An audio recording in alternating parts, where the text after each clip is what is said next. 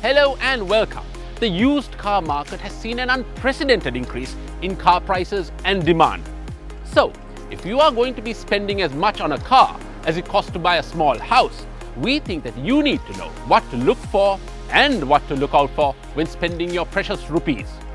This is the Exide MasterClass Garage Talk, and today we're talking used cars. That's right, because in Sri Lanka there are so many potential pitfalls for a used car buyer to fall into. We don't have an annual roadworthiness certificate, so how do you know if you're looking at a Minter or a Lemon? That's right, so we're here at a car lot and Sam and I are each going to pick out a car and put them under the microscope and see how they fare.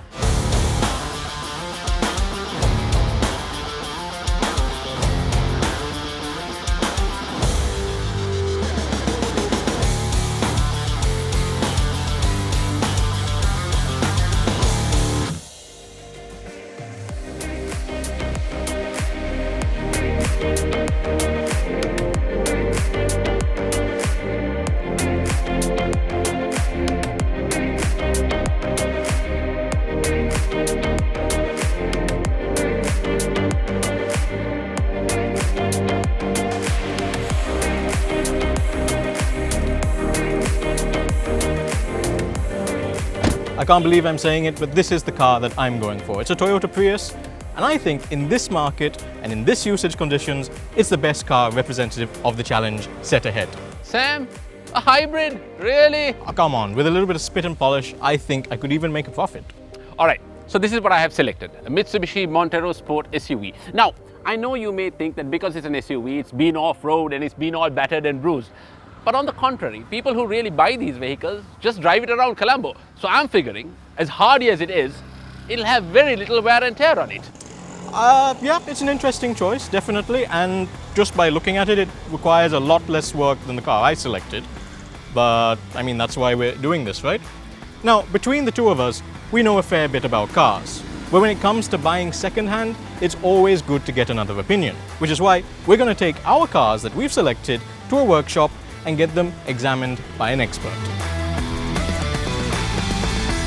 Right, so we brought the cars that we selected here to Ultimate Motorworks, and we've got Jan here from Car Checks to help guide us through what exactly to look for when buying a used car. Jan, first off, how many cars in your opinion in the second-hand market have a hidden history? According to our statistics, over 60% of cars have a hidden history in Sri Lanka. And about 25% of what we check are not roadworthy. Not roadworthy? That's right. Wow. All right, so that's interesting because, I mean, a car obviously is going to have some wear and tear. You can't expect something to run forever. You're talking about the tires, the suspension, the brakes, the ball joints. Everything on the car will need to be replaced or refurbished at some point or the other. So why is it that there are so many cars that are having these faults? Is it the fact that people are doing the replacements and not documenting it? Or they're just not doing it at all? On some instances, they do the replacements and don't document it for various reasons. On some instances, they just don't do it at all. Okay. Wow. Okay. Well, so we're going to take Jan around each one of these cars. I think I'm up first. You want to have a look at the Prius with me, Jan? Yes, sure. Cool. So Jan, this is the car I selected. It's a Prius, as you can see. I can see from first glance that this bonnet here is pretty scratched up, marked up. The bits here and there, headlights are faded. But I really want to know, I mean, those are all cosmetic things. I want to know, has this been in an accident? And would you be able to easily tell just by looking at a car like this from outside? Well, yes, I could. Whether it's structural or not is subjective. It would need me to delve in a little bit deeper, but initial impressions, yes, it has. As you can see, this the bonnet and the bumper don't align. The panel gaps are different. Ah, yes. I didn't notice that when I picked it up. Right. These are all initial tips that any prospective buyer could look at before they send it to us. Okay, so what's the first thing you're looking for as soon as you open the bonnet? Right. Now, we were talking about the accident, Yeah. right? And these not aligning. So what's obvious is the first thing you need to look at is what you call the slam panel, right? Okay. We also call it the crossbars, which is this bar. It's a very important component for pedestrian safety, Right. right? Because these cars are designed in a way where not only the occupants, but also the pedestrians, if there is an accident, has a safe landing. Hinges, bonnets, mudguards, etc. Anything beyond that, I would suggest you come and get it inspected, because it could be a structural issue. Right. If these things have been removed and replaced, it could have led to a structural issue. Not necessarily so, but it could have.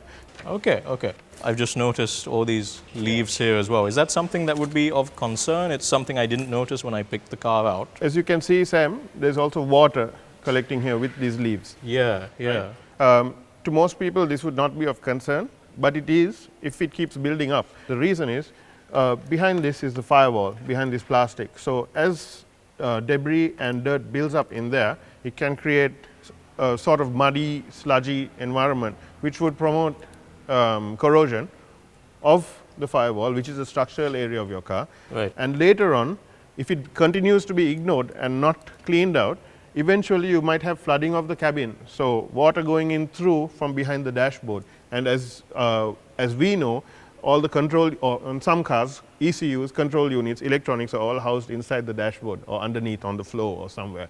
So you don't want those components getting wet. Yeah. Do you want to step inside the car with me just for a second, and we'll just check out the interior and see what else we can pick out? Sure, Yeah? let's do that. Okay, so we're inside the Prius now. Telltale signs of age, wear and tear, and mileage that I know of are things like, you know, the condition of the steering wheel. It's got a steering wheel cover on it, which is, if you peel it back, you can see it's a bit worn. The pedals are worn.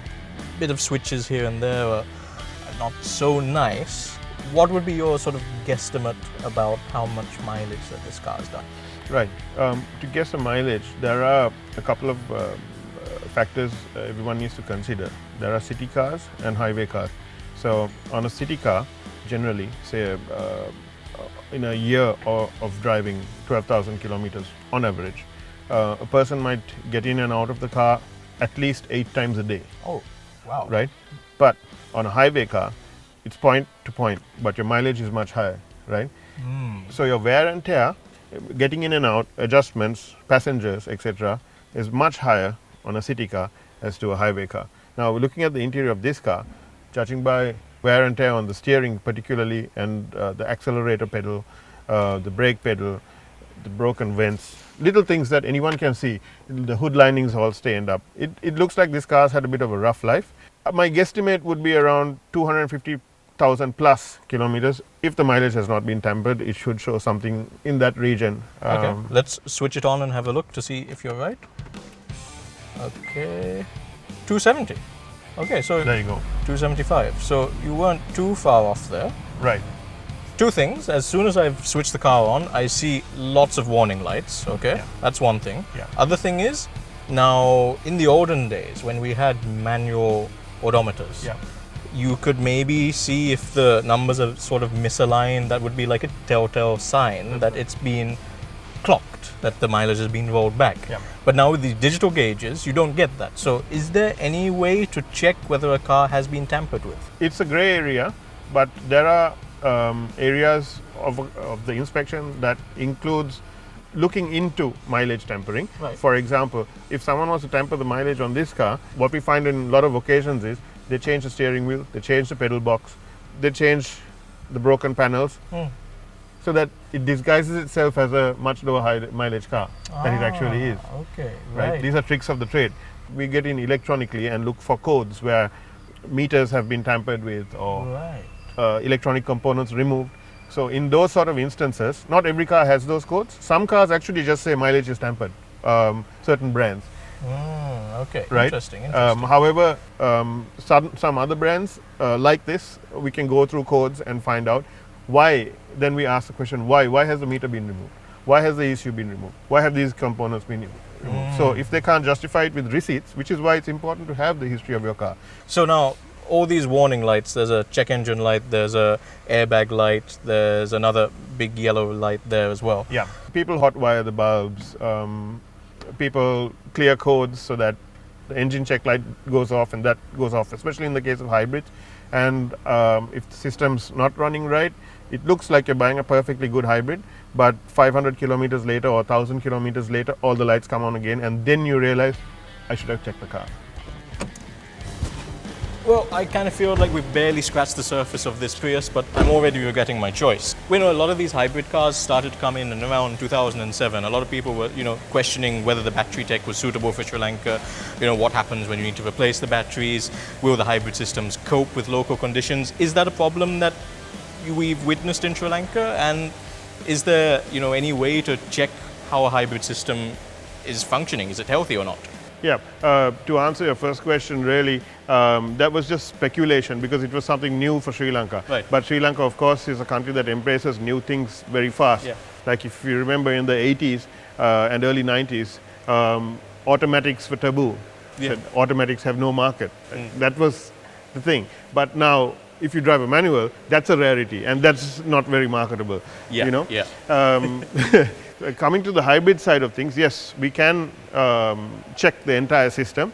There are many elements in a hybrid system to check, not just battery. There's inverters, there's fans, there's cooling systems. They have their own cooling systems. So those things are critical. Apart from which, is it a problem? No, it's not. They are just components, just like a piston on an engine or a transmission or an axle. Those are components that are replaceable. Right. And from time to time, we'll need replacement. Although there's a little bit of hope, it looks like I've picked up a lemon. But while I go over there into the corner and cry about my life decisions, why don't you, Jan, go and have a look at the Montero Sport with Ishraq? So, while sometimes cars may or may not look shiny on the outside, when it comes to selecting something, I always prefer to go underneath and dive into the bowels of the car, so to say. Yeah. I know that sometimes you got to get your hands a little dirty. Yes. So we've got a Montero Sport here, which is a car that is traditionally meant to be taken off-road. Right. But as you know, a lot of people use SUVs for just the mundane day-to-day life activities. That's right. But if something has been taken off-road, if it has been really given the rough use, is there a way to go underneath the car and see it all? Yes, it depends on maintenance once again. All right. So if it's maintained properly, of course, off-road, you'll have much more wear and tear because your suspension takes a bit of a beating. Of course, a lot of people modify their suspension for that reason as well. All right. As you will probably know very well. Yes. However, standard suspension is also capable of going off-road, especially vehicles like this, which have proper four-wheel drive system. So we can inspect the suspension and see whether it's been maintained properly because it's meant to go off-road. Using it off-road is nothing against the vehicle, just replace the components when they wear out. All right. So I think let's lift this one up and let's see what it has underneath. Sure.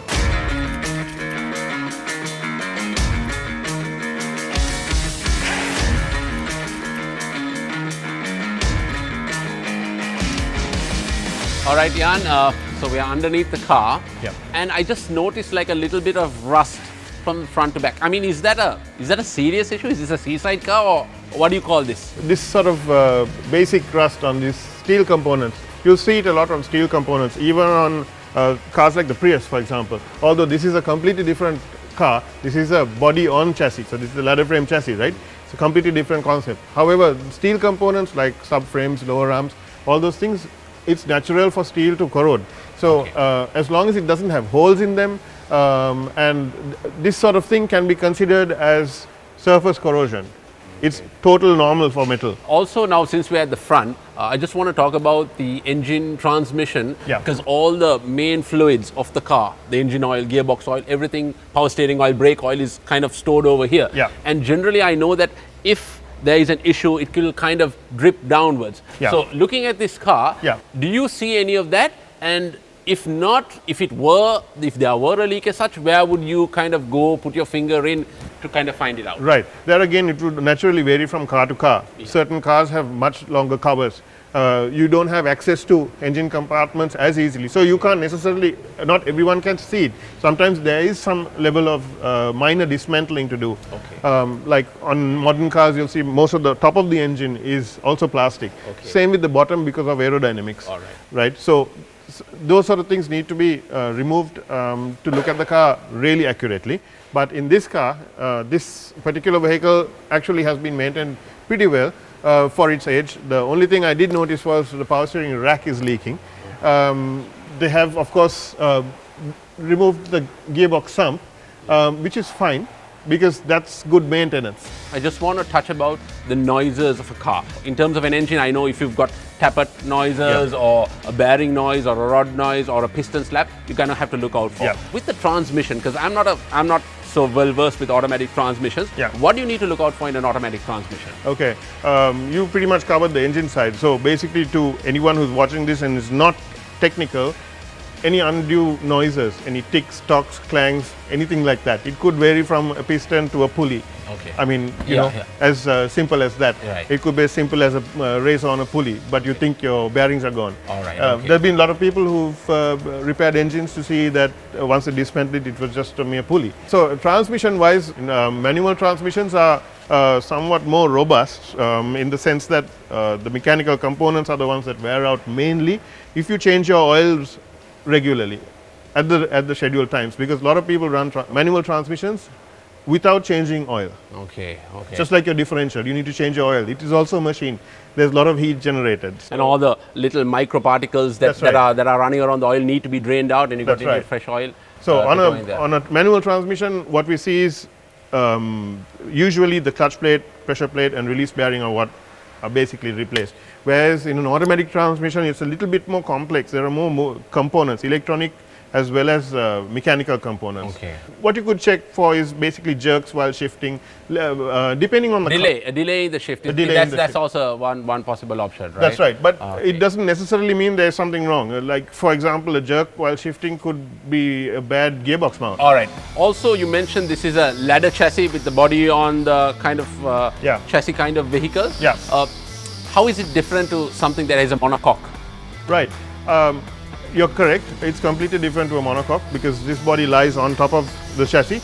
In fact, there's an Audi right here, which has been disassembled. It'll be easy for me to show you with that. Brilliant. Let's go have a look. Let's do that. Sam, you were supposed to contemplate your life choices, but I think you've gone a bit overboard. You've caught hold of some poor car and dismantled the complete front end of it. Well, yeah, it's amazing what you can do with a spanner in 10 minutes. And I did hear you talking about monocoque chassis, and what better way to show the viewers at home? What we were talking about earlier with the Prius was the slam panels and things that an amateur can check. Right. Now we've got down, thanks to your spanner skills, to the actual monocoque where it starts. So here onwards, nothing is replaceable on a car. It shouldn't be replaced either. So your monocoque actually starts here. It ends in a similar situation at the back. Once you remove your bumpers and under the garnish underneath, you will be able to see not as thick perhaps, but a similar arm coming out at the back. There are vehicles that meet with accidents where I've seen this kind of front chassis frame has been bent slightly and they use a kind of jack and jack it out. In a situation like that, is there any way that we can measure it if a repair has been done? Can we visually see it? Okay, technology is such that now when we inspect a car, that's why it's critical to actually get it, as I said in the beginning, get someone else to inspect your car. So we come across a lot of situations like that, where the car has had a structural impact. Now some things can be straightened out via a jig, right, which is a precision tool. So you need to get back to your factory specs, perhaps go back to your dealer or a professional workshop that is competent to do the job, disassemble the entire car, front or back or side or wherever it is, and jig it out. If there are any stress cracks in the metal or any fractures, then you shouldn't really use the car again. The car is no longer roadworthy. So what happens if someone were to buy a car like this, or any car that has been involved in a more serious accident, and it's had its chassis legs straightened out, maybe not to factory specs, or maybe there's been some stress cracks, and it's involved in a similar kind of impact again? What happens then? Well, the unfortunate dangers are, let me explain to you first, put it in a nutshell. These cars, modern cars, are crash tested at about 50 kilometers per hour. So what we see on video on these Euro NCAP and Japanese NCAP ratings are cars being smashed into a wall at 50 km or toppled or sideways or whatever. So your entire car is designed, as you can see, to destroy itself. Right. While you step out of the car unscathed. It absorbs that energy, right? It absorbs that energy. So if that sort of thing happens and it's repaired incorrectly, the car cannot absorb that impact in that manner. That's crazy. Well, I think we got the right man for the job, and thank you so much for coming along Pleasure. here today. Thanks, Jan. It's been fantastic. Learned so much. Thank you. It's been great. Yeah. That's it from this episode of the Exide MasterClass Garage Talk.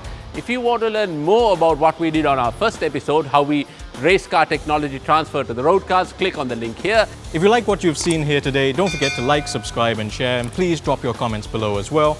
Thank you for watching this episode of the Exide Masterclass. We'll catch you again on the next one.